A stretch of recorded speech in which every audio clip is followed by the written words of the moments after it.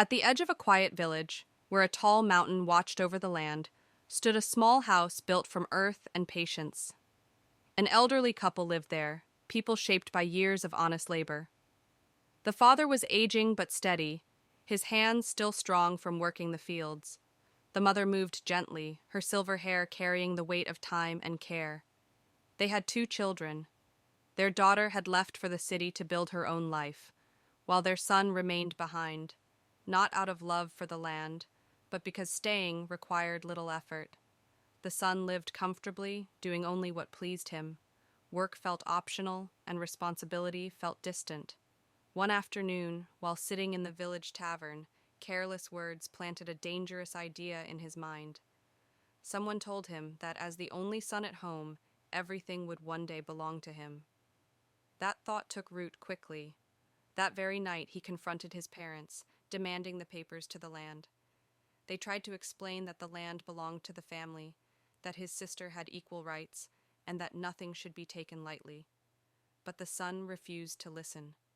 Greed spoke louder than wisdom.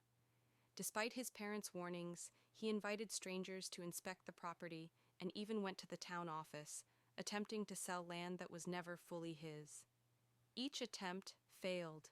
The law protected what was shared, and without his parents' consent, nothing could be sold. Frustrated, he grew colder.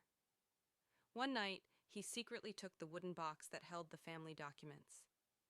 His mother pleaded with him to stop, but he brushed her aside, promising to return it later. His father only said one thing, quietly and firmly, that taking what you did not earn always comes with a cost. Realizing what their son was becoming, the father spent days visiting offices, ensuring no sale could ever happen without both parents present. Time passed, but peace never returned. The mother's health weakened under the weight of worry, and one still morning she passed away. Not long after, during a stormy night while repairing a broken water gate, the father slipped away as well, leaving the house silent and empty. Now the land truly belonged to the son. With no voices left to warn him, he sold everything: the fields, the yard, and finally the house itself. He imagined a grand future, but without discipline or care, the money disappeared quickly. Soon, there was nothing left. No land to work, no roof to sleep under, no food to eat. The villagers turned away, knowing he had thrown away what once protected him. Nights were spent on cold porches, hunger followed him everywhere, and sickness became his companion. With nothing remaining, he left the village at dawn, carrying a small bag and heavy regret. He worked wherever he could, lifting loads, cleaning floors, building walls. His hands grew rough and scarred. His body aged faster than his years. One morning at a construction site, he paused and looked at his damaged hands.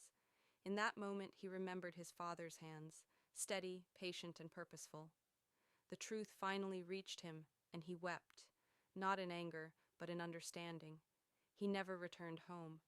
Some said he lived out his days far away, unseen and forgotten, but his story remains. What you do not care for will not last. Land must be worked to give food. A home must be maintained to give shelter. Love must be protected to survive. Many people lose their blessings not because they are taken away, but because they are neglected. Value what is already yours. Work for it, care for it, and protect it before it is too late.